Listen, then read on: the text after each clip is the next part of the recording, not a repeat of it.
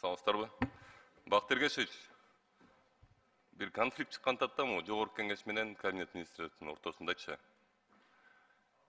Силер абдан чоң жумуштарды аткарып атасыңар, негизинен элечи. Коррупция менен күрөшүп атасыңар. Мисалы Камчыбек Кыдыршаевдин күнүгө бирөөнүн камап атканы интернетке чыгат да. Садыр Нуркожоевич деле на местах силерди коюп, жакшы иштеп берсин деп атат. Болбой эле подводить этип атасыңар да. Коррупция бүтпөй атат. Эми мен түшүнүп атам. Камчыбек Кыдыршаевич баарын камап бүтө албайт баары бирчи. Баары общий жардам беришибиз керек биз.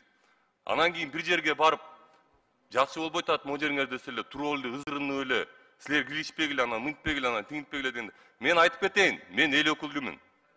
Мен Жогорку Кеңештин депутатымын. 5 жылга шайлангам. Дагы бир жолу айтып кетип атам, мага министрлердин кабинетинен өзүмө лично мага эчтеке кереги жок. Мен барсам силерге, мен элдин көйгөйү менен барам. Баргандан кийин силердин кабыл алышыңар мени, милдет. Немени мамлекеттик кызматкердин этикасын силер бузуп атпайсыңарбы? Мен силерге баягыда эле айткам, кана колуңар көтөргүлө, любой министрлик колуңар көтөргүлө, коррупцияңар каякта экенин айтып берем. Эмнеге эл силерди ушул жерде отургузган, мени ушул жерде отургузган эл ошого чыдап жашаш керек.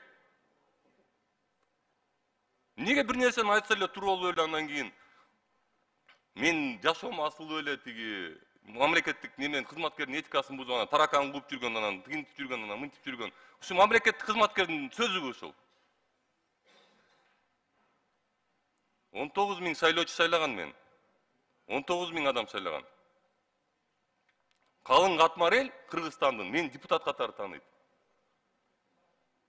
Барам, айтам. Элдин көйгөйү чыктыбы, барам. Бактыр Кечиш, мен жөнөкөй нерселерди айтып аткан жок. Мен эшигинин алдынан Жогорку Кеңештин депутатына келгенде кызматкер, милиционер честь бериш керекпи? Бериш керек. Мен ал нерселерди айтып аткан жок. Мен мындай жөнөкөй нерселерди айтып аткан жок. Мен кабыл алуу боюнча айтып атам. Мен мамлекеттин кызматкеринин этикасы боюнча айтып атам. Чыгып, ошол ордунан көйгөйлөрдү көргөн боюнча айтып атам мен. Мен дагы бир жолу кайталып кетейин. Мага эчтекенин кереги жок силерден. Бирок элдин көйгөйү болсо, барам, сурайм, аягына чейин жетем. Рахмат. Рахмат.